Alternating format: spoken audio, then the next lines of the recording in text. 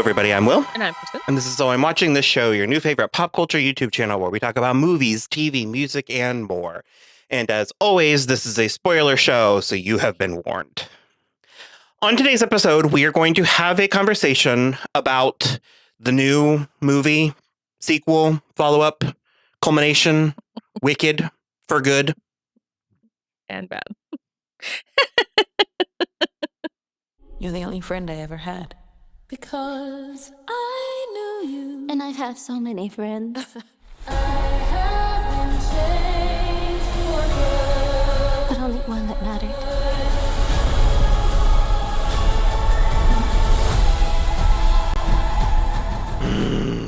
It was fine. It's fine. No, I'm scared of this conversation because cards on the table, I love The Wizard of Oz and have subsequently come to love Wicked, period. And I was so blown away by this production and what they were able to achieve, what they were able to pull off, and what they especially did in the first movie.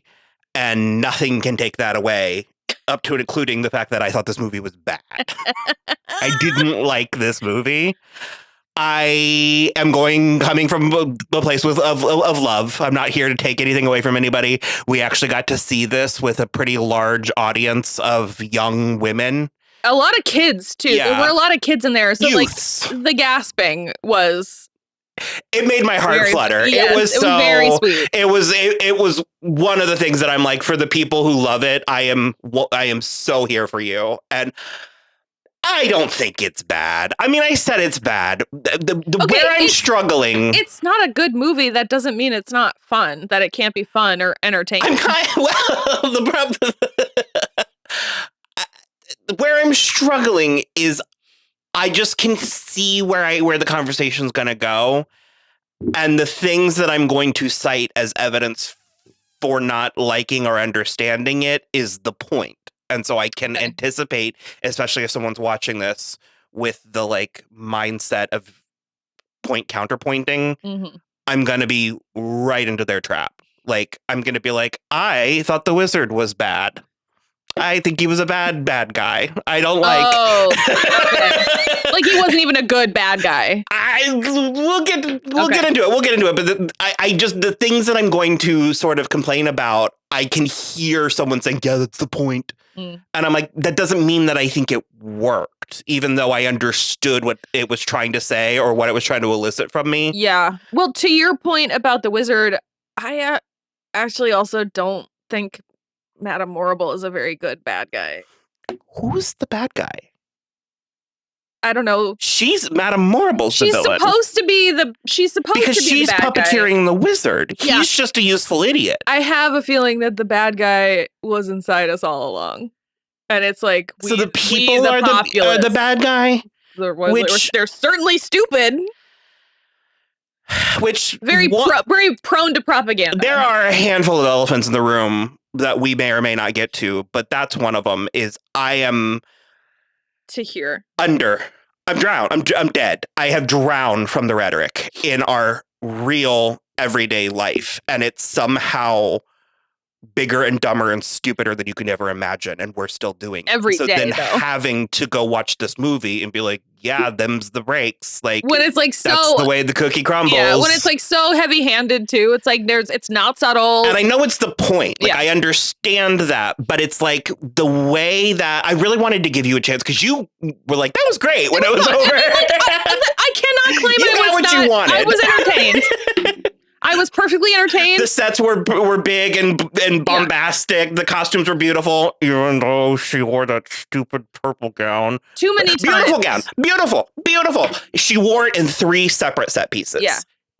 That is inexcusable. It's unacceptable. Inexcusable. Why she was wearing that in Munchkin Land for thank goodness. Yeah. Because she then takes it off to put on her wedding dress. Yeah. And then she puts a robe on over her wedding dress. Which was incredible. Gorgeous. Yeah. Absolutely gorgeous. And then puts it back on. No. Yeah. And the worst part is... So she's just like wearing it again for the climax, and then... It's not a uniform. And then and then the actual climax is just the beginning of the first movie again. So she's just wearing that pink dress again, which again is beautiful and fine. I They would did like a camera trick that I hated. I would accept the pink dress again if she hadn't been wearing the purple dress again. So At the very end, when they played out the "Did you know her?" and I was like, "Are we in the final, girls? Is this going to go through a loop where we're just stuck watching?" And the camera literally was like, "Woo!" Yeah. And I was like, didn't care for that. yeah. But so I set up myself up for failure a couple places because Mattel offered this special edition doll set. It is great. I haven't opened it because it was super limited edition. And in theory, the box is pretty. In practice, it's clunky and kind of masks the dolls. So It's so, I guess for the skirt, I was like, it's so deep. It feels very the box, deep. yeah. Yeah. But you'll notice these are costumes that they don't wear in the movie. Yeah. It looks like the ones they're wearing, but it's decked out. There's gold embellishment and there's Yeah. like jewelry and she's part of got that could Veronica Lake hair Just and all be that. the dolls. It is. Yeah. I read afterwards that it was heightened for the dolls, but it set a precedent in my mind that I was getting other dresses. Why are Mattel dolls heightened more than the movie? And I was talking to Zach about it because he was upset that she didn't get another dress. And I was like, no, she has one. And I like showed him the picture of the dolls. And he was like, honey, that's just a heightened version of it. And I was like looking at it. And I was like, oh my God, you're right. The gold Yeah. is like, And the sleeves are like down. I thought they were going to be singing and like glitter was going to go around them and their dresses were going to bloom. And we were going to get this, like, they were going to be floating, holding hands. And no, none of that happened. Yeah. And the other thing is she has another dress that they made a poster of. And it was even in a commercial where it's like a pink bodice and then a big pink swirl with like a green swirl. Mm. It's like a boom, boom, boom. Yeah. No. And so I was like, why wasn't she wearing that? Yeah. And thank goodness. And I also don't understand really why Thank Goodness took place in Munchkinland. I thought it should have happened in the Emerald City. Yeah. I don't know. A lot. Are there other places than Munchkinland? It just like everything was just I in, mean, there has to be. because there's like Quadlings and there's Winkies and there's like. Yeah. Okay. Also. Sorry. I'm No, so no. sorry. I'm No, so no, no. sorry, everybody. You're good. You're good. There has to be more places than Munchkinland, but I think maybe, I don't know, planting 9 million tulips really wrecked the budget. So they had to just only shoot there. Get every ounce. I don't know. Ah, If you're new here, we have a huge beef with the people that are with like, the fandom. everything was real. No, it's not. They planted 9 million tulips. Okay, there's like 75 trillion tulips planted there. When we were watching the early trailers, you were unconvinced that this movie wasn't going to be a CGI Slop. jumble And mismatch. I very clearly came around. You did. But you're fighting with comments from before. 2 years ago. Yeah. But there was a talking point from this movie that there was no CGI. It was all real. No. They did that with Barbie. They do it with a lot of movies, and it's not true. They did a lot of it real. A lot as of the much sets of it are as real. could be practically done Yeah. and it was wonderful, and it was great, and we can tell, and it's the proper way to make movies. Yeah. That was my No, it's favorite really part good. about this Really good. endeavor. Yeah. There is so much CGI in these movies, so like, Yeah, it's just it's used well, but it's there. just to prove it. I want someone to go outside and make a human-sized bubble right now, over and over again. Stepping Right. on it. It's incredible. She was like, "Oh!" She was so excited. It was amazing. I did love that. When we were talking about splitting this into 2 movies, I was like, I think this actually could have been brilliant. I was like, because if they nail the first part, the second part doesn't really matter. Yeah. Because you will always have Wicked. Yeah. Well, and also it's like, what am I gonna not go see the second one? I loved the first one. And I have every intention on seeing it again. Yeah. And I want to see if, because there's a second elephant in the room that I'm not going to spend a lot of time on, but this is almost scripture for me. Like, I am very invested in Not Wicked, just the Wizard, Oz. the Wizard of Oz. Yeah. the Wizard of Oz mythos. I have lots of thoughts and feelings and opinions on it. And so I'm very particular with how it's handled. And I really loved the choices they made in the first one. And I didn't love the choices that were made in the second one. Yeah. And again, that's not to say that they were wrong or bad. It is to say I didn't love them. Yeah. And I do know that there is a talking point that Act 2 isn't as good. Like, a lot of people were saying it was the big or gamble with doing it this way, as they're like, ugh. And to that I say, to me, it's kind of like when I was a kid and I watched Sound of Music, that movie ended with a wedding. Yeah. I didn't know there was more to that movie until I was like 14 years old. Nazis. When did the Nazis get here?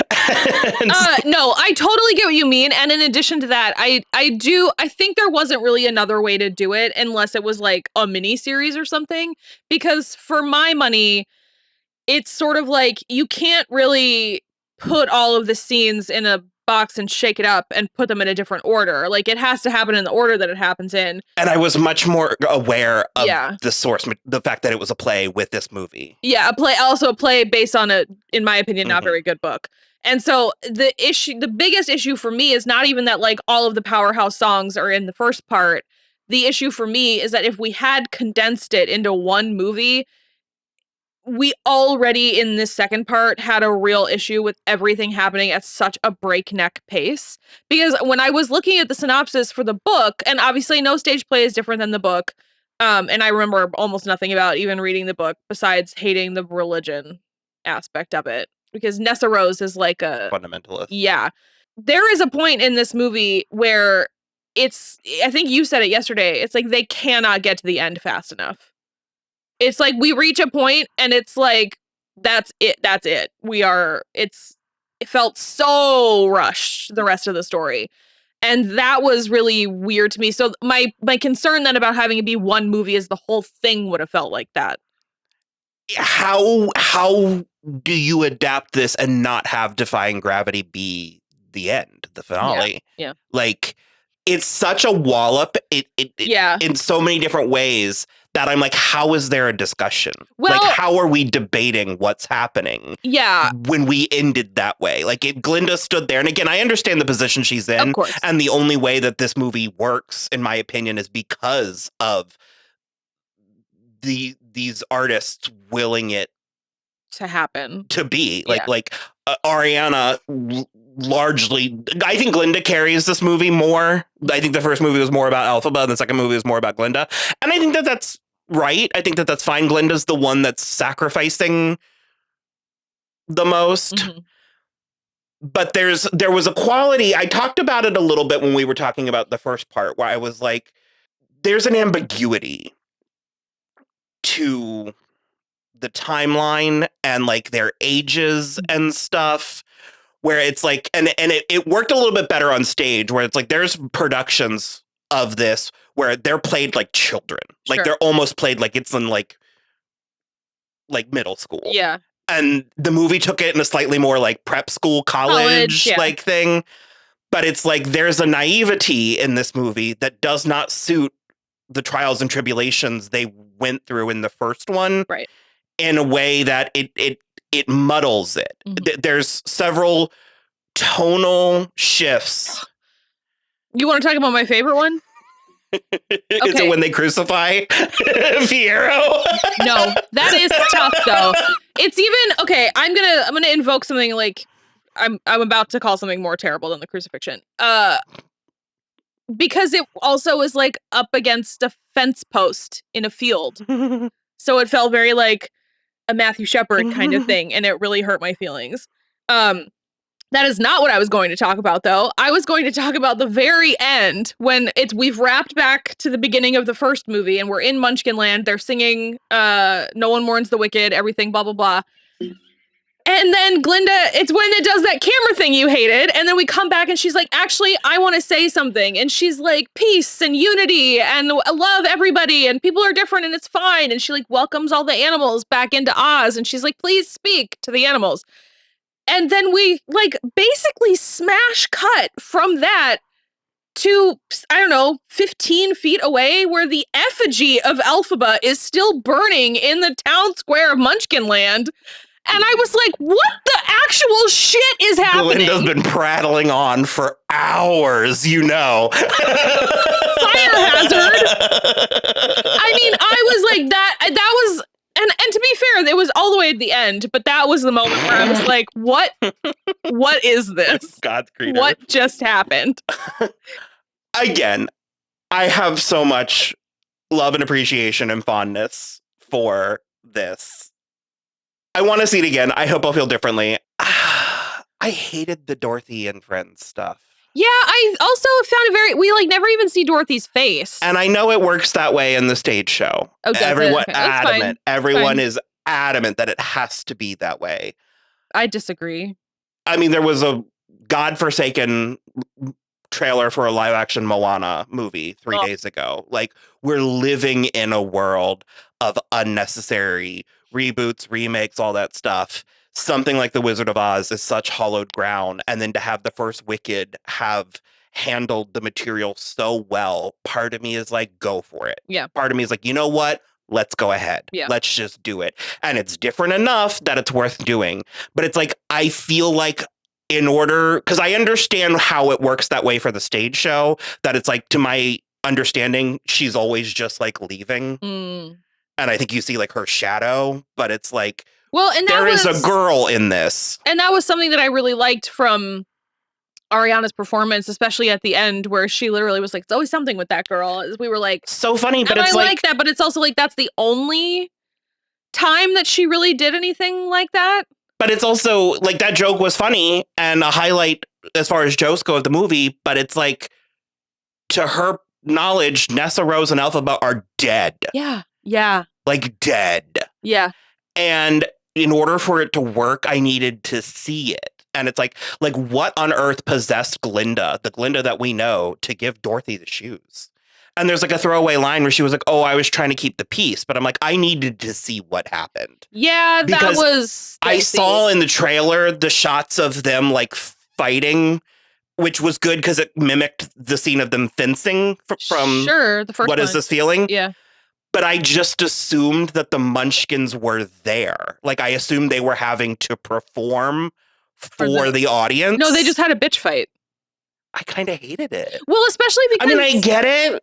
Okay, it's a lot of things too, because I think I'm like weirdly coming down and wishing this was 3 movies. Right? Somehow, because I really feel like we needed more of their going back and forth, because it also was like, okay, after the Nessa Rose juggling so much tones and subtext and text. After Nessa Rose gets the house dropped on her and she's dead, and Dorothy is on her way, and Glinda is still there in Munchkinland at the scene of the crime, and she's like kneeling there and she's like grieving and she's saying goodbye, Nessa Rose, and Elphaba immediately is like, you dumb bitch, how dare you? Like, but it's like, I needed to see the moment on Glinda's face when she realized what happened. Yeah, who's under the house. Yeah. Oh, sure. Yeah. I needed to, because YouTube, TikTok people have done it, and they're largely doing it for comedy. Yeah. But it's so good. It's so funny. Because Stanzi Portenza did one,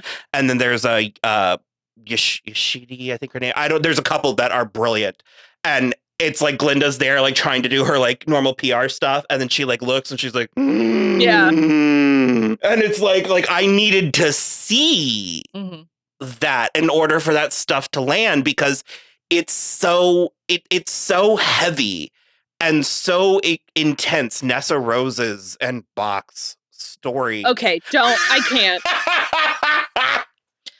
Because here's the thing, is I was okay with it in the first one, because it was subtle, but it was so clear that he didn't like her really at all. We argued about, I thought he came around. No. He liked her enough, but he's still in love with, in this movie, he literally looks her in the face and is like, I have to go because I loved Glinda from the first moment that I saw her, and I have to stop her marriage to Fiyero. But why?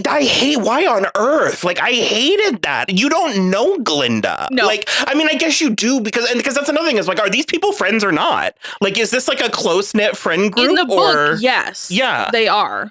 And it felt like they were trying to have Boq, I think, is a construction for the play. Okay. Because he's like Nick the something. Oh no, this does say Boq. Well, something I was reading, there was somebody named Nick, the woodsman. I understand the tropes. Like, I understand the like yokel farm boy who falls in love with the girl out of his league. Believe me, no, I for get sure. it. Yeah. And I understand that he would carry a torch for her, but the notion that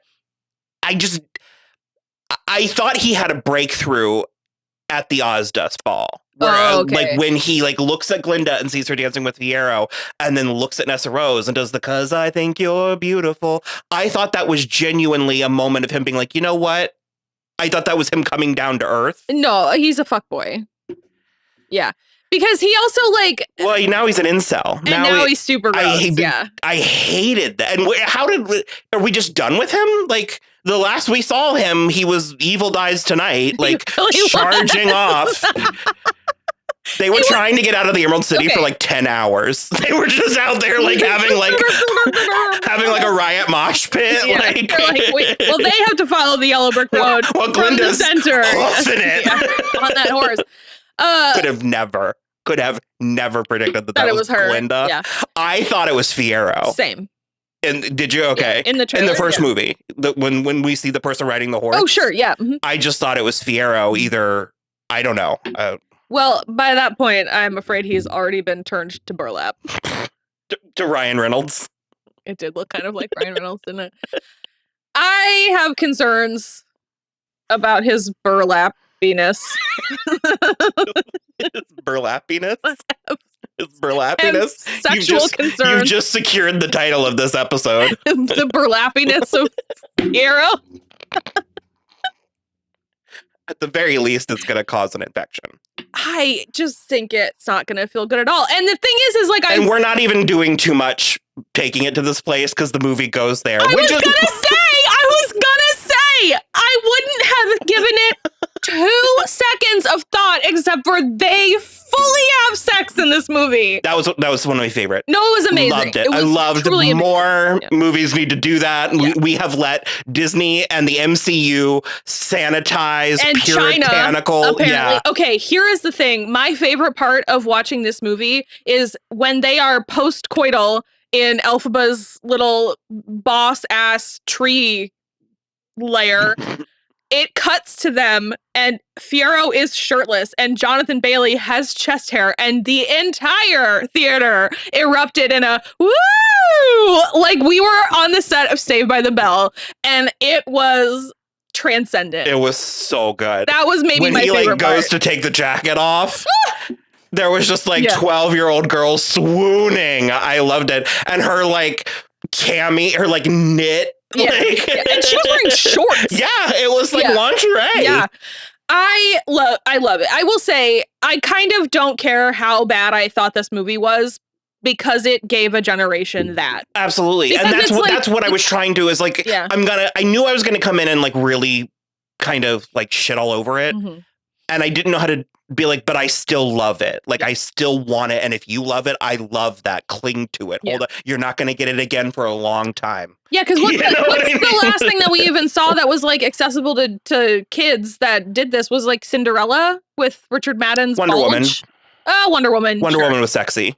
But that's a little violent. Yeah. Yeah. It was PG-13 though, which Yeah. I think these were. It's This says it's PG. It's a PG, huh? Well, yeah. It's a full ass sex. I mean, like you can't. There's There's no not. thrusting. No, but there's not. But the it's like implication is extremely clear. the camera pans Yeah. to the Oh, brother. I have a real bone to pick with. Because I've never seen the play, and that's I think the big kind of thing for both of us is we've never seen the play. You have not, right? So I guess I don't understand some of the backstory still, but like, is Nessa Rose the Wicked Witch of the East yet? Because she hasn't done anything, and also I always kind of thought that when she got crushed by the house in The Wizard of Oz, she was there menacing the Munchkins, but she's just out in a tornado warning looking for Boq. So that is the implication in Oz. Okay. And then the version, because I briefly mentioned it, but Like in the L. Frank Baum yeah, source material. we don't really find out anything about her. Oh, that sucks. So it's like I mentioned it earlier, but it's like I've had a pet project since college. I've been doing a massive like rework, like a 3-part story of The Wizard of Oz. So I'm very passionate about the source material. And so it always was wild to me that L. Frank Baum introduced this world with 4 polar witches.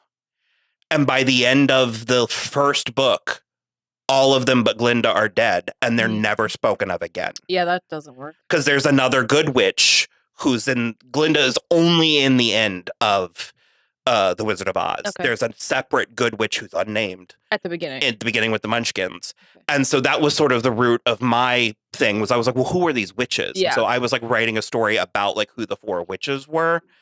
And so in my version and other, because there are other like versions and stuff, and the implication is that she was a great menace. Yeah.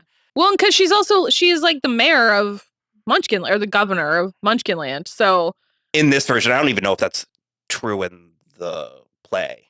I think that's one of the details they added in the movie. well, it's in the book. Is it? Okay. Yeah. So I don't know. Maybe they pulled it from the book. I don't know, but because Nessa Rose was the hardest part of this whole movie for me, because I think they were asking Marissa to do so much in essentially one scene. Yeah, It is technically 3 scenes, but it's all in the same. but it's all in the same room in the same time frame, because and it's all dealing with Boq, who she's- is really just like, again, it was fine in the first one because I get it, and like maybe the setting of school really helped, but we also have no concept of. They say 12 clock ticks or whatever. Wait, how long is that? I saw a tweet, I screenshot it to send you, but it was like, don't play a drinking game where you take a shot every time they say it in a clock tick. I think they say it like 6 times. And the thing At is, least. And I would have been okay with that And too, then- but they didn't say it a single fucking time in the first one. You can't do that. I mean, this property trades in gibberish, but you can't drop it all in. Yeah. It was like every time they did it, I literally rolled my eyes in the theater. I was like, this shit again? Like, just seconds still exist, right? Like, Jesus. Well, like I said, I wouldn't have hated it so much if they did it in the first one. Yeah. If they took 2 of them and put them in the first one, but I know that all the clues are there, but I don't think the dots were connected well enough. Sure. Or the house of cards, like it. It's sort of like a constellation where it's like, you're like, sure, Yeah, I guess that looks like a lion. If those are the points that I have to make a lion, that's the best lion you're gonna get. Obviously, Nessa Rose was her father's favorite, and her father was awful and abusive to Elphaba, and probably not like, he probably wasn't abusive to Nessa Rose, but I don't think she had a healthy relationship with No. her family, No. with her father, with any of them. And so she's in love with Boq, and he's her like attendant, or he like works for her. Okay, so he was just like around because he was like, I think, a Munchkin land like guard or whatever. And then he was like, well, now that you're all recovered from your father's death, I'm gonna go. And so she got mad and then banned all Munchkins from traveling without papers. And then I think she forced him to be her attendant. Yeah. But I did all that work in my own brain. I mean, they say those words, Yeah. but it's like you're having to fill in the blanks.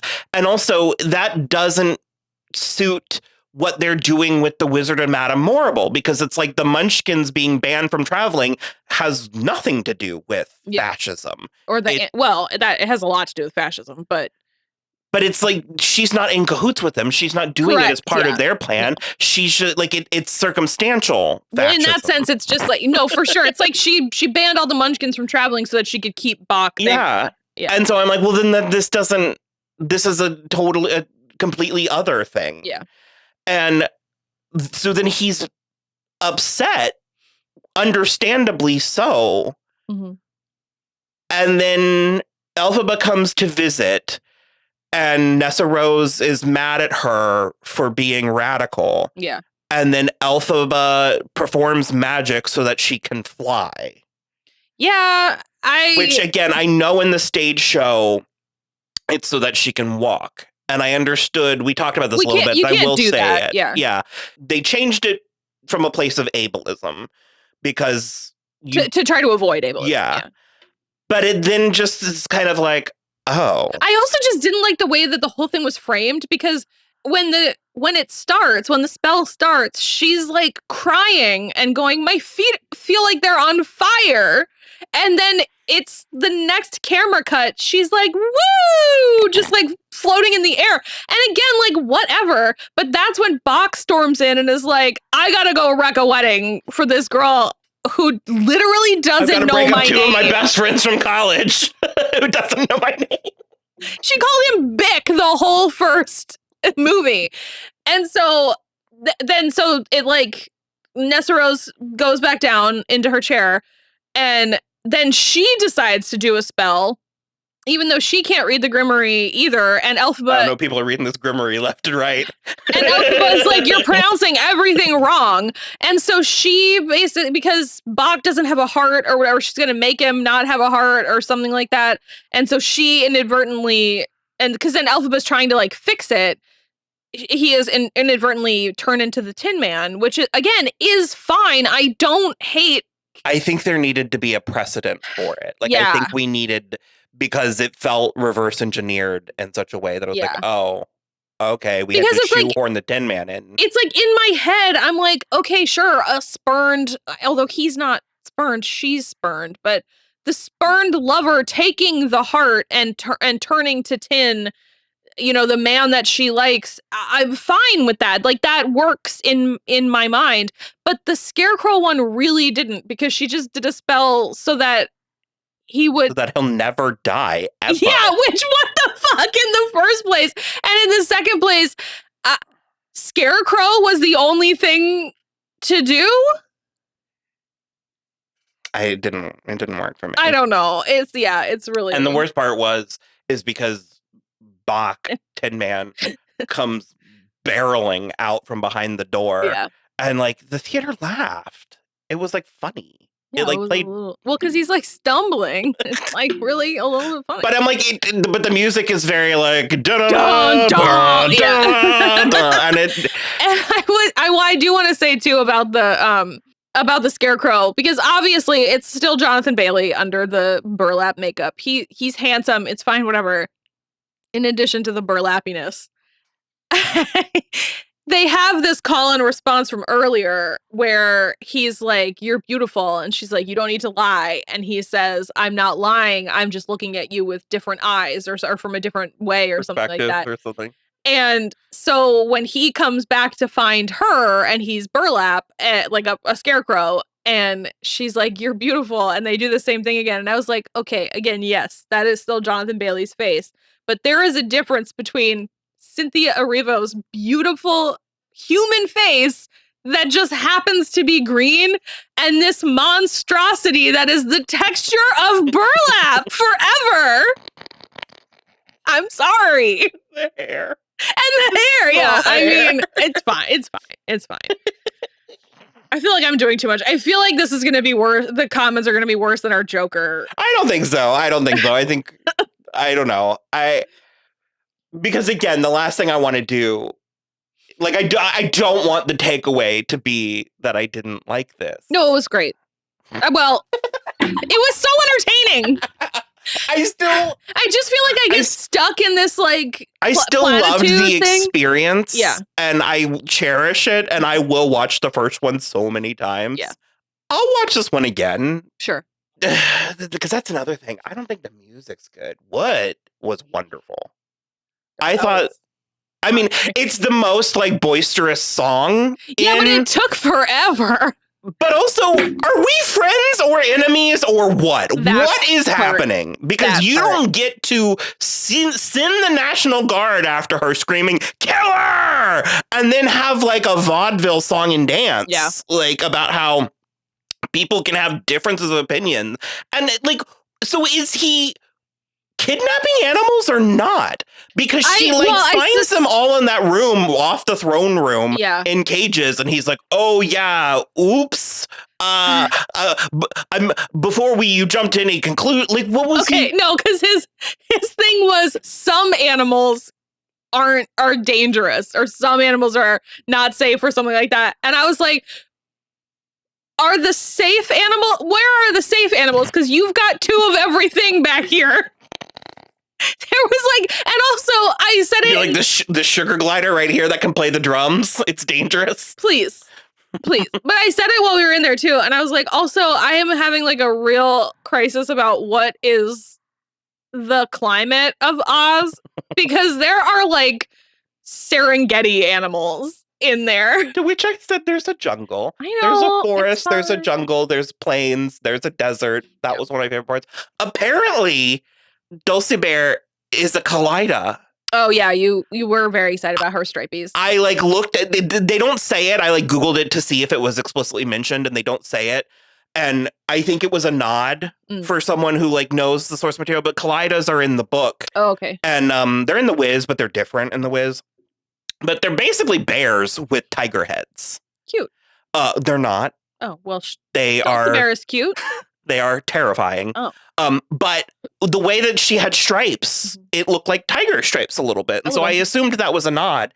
And I was so glad. I got emotional in that scene. I was so glad to have it because I loved her so much. And then she just kind of disappears from the first one. Speaking of animals that disappear, Peter Dinklage isn't in this movie. Yeah, he is. Oh, well, Peter Dinklage is not in this movie. Dr. Dillamond is in this movie, but Peter Dinklage, the voice, does not make an appearance. And that feels like a faux pas. You can't, I mean, he had a song in the first one. Yeah. And he can't even huzzah like that. I'd really like to speak to Bowen Yang's agent and find out how he got like 5th billing on this movie. Congrats, bro.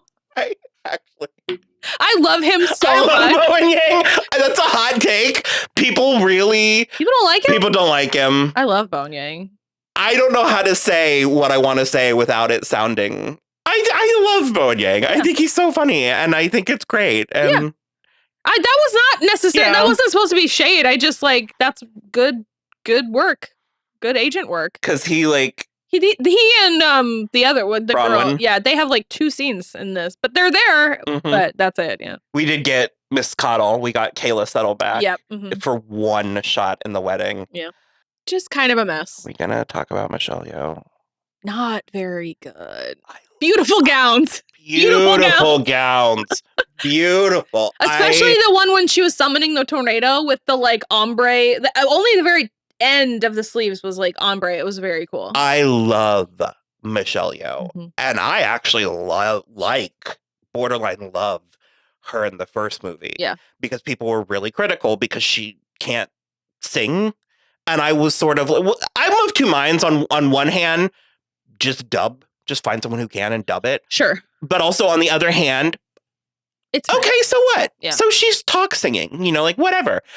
But the thing is, I was like, no, she's so good because she's such a grand dame. We need her and I even like because Madame Morrible, to my understanding, in the Broadway version is a lot more bubbly. She's a lot more like sure. Does she then have like a turn, like a personality turn? A heel turn? Yeah. I'm not sure. I mean, I think it's kind of Dolores Umbridge-y. Okay. I was like, just wait. We get to the second part and she gets all of her acting. And I was like, yeah. I mean, she was there. Yeah. She did it. She exists in this movie. She stood in some places and wore beautiful gowns.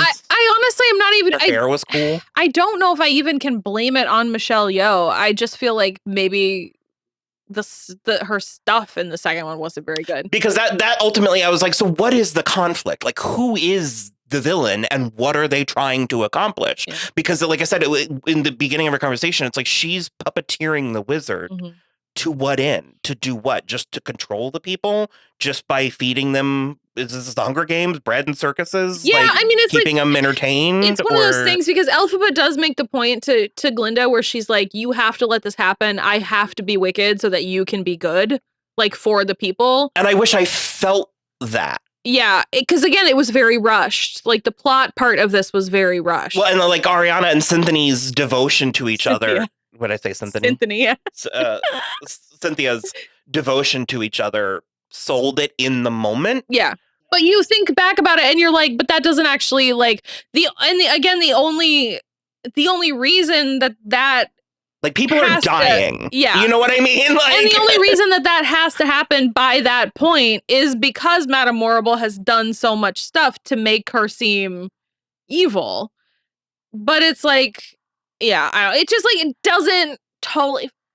I can see how it hangs together for a stage play, But again, I'm at the point kind of where you are, where like after we saw Moulin Rouge on Broadway, you were like, I don't think I like theater. Broadway. And I was like, you know what? I like, honestly, that's fair because it's like, I can appreciate it for what it is. I thought I did but because I love sets and costumes. yeah. But there's just, it's that like, I don't know, there's exceptions. Yeah. That's a different conversation. But I just found that it like, the places where the story, the plot, the scenes in this movie got dark or serious, I found interesting. Mhm. And the places where it was funny and pretty, I found interesting. And then I found those two things in conflict with each other. Agreed. Yeah. They didn't feel like this. So it's like, well, I like this part, but this part that goes with this part doesn't work. And then I like this part, but this part then doesn't go with this part. Yeah. And so you just sort of, it was very like, It's too rushed. It's disjointed. It's also tonally so inconsistent and also different from the first one. I loved Glinda's end. Yeah. Loved. Yeah. Loved that. With her just being like, get the fuck out of here. I'm done with you. But even just like her, like, and I mean this as a plus, because this term has become a pejorative, but her girl bossing Sure. at the end, Mhm. and like, could she read the book? Well, Elphaba told her she needed to learn. So I think she was like trying.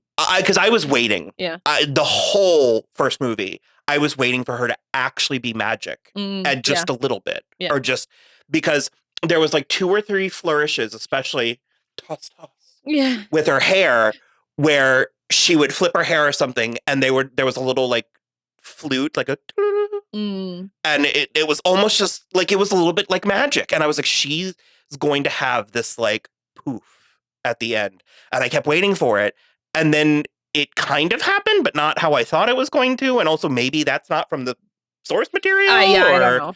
But no, I did you know that Elphaba was alive? No. I riddled don't it out. remember, yeah. I had seen enough spoiled like jokes that I didn't know how it was going to play out, Sure. but I saw the meme where basically they were like, Glinda can't know that she's alive, and I was like, oh, so Glinda's gonna think she's actually dead. Yeah. And I thought I was gonna hate it, and I don't. No, it's fine. I think it's fine. I saw a rumor somewhere. I did think it was like absolutely hilarious that this throuple was airing all of their dirty laundry in front of palace guards at every turn. It was like they were only ever all 3 together when the palace guards were there. It was incredible.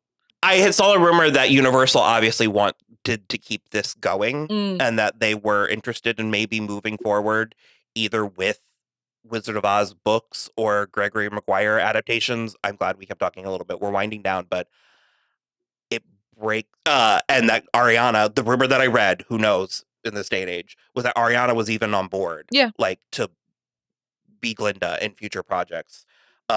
If that were the case, I would imagine we're gonna get Cynthia back at some point. Maybe. I don't know. Yeah. That's a whole other conversation. I didn't like the lion. And I was so going in. I was like, we were standing in line at the concessions, and I was like, he's literally perfect. Okay, I loved his design. I guess I'm glad it was, but it didn't need to be Coleman Domingo. He had like 3 lines. And in addition to that, it is really fearmongery and gross and weird that he should hate Elphaba. Why because would he she think that? took him from the only home he ever knew. Why the would cage. Yeah, She but why took him would out of he the think cage. that unless it was being reinforced to him by outsiders? Like, unless... Well, she took him from the cage. That was the only home he ever knew. She did do that, but it's like because he'd only ever been in the cage, he didn't realize it was bad. Okay, yeah. But again, it's like that's so... And I hated it, and I get that that's the point. Yeah, but it's because also she then like... sings "No Good Deed Goes Unpunished," which I am firmly on the record. Yeah. With that being one of my least favorite tropes. Yeah. I just don't really... Well, like, so for something that's also about to happen that Will and I just rewatched, it's like Benny in the first episode of Stranger Things, where it's like he helps Eleven and is immediately murdered. And you're like, well, fuck me. What the hell? That was a little different because that's more tone setting.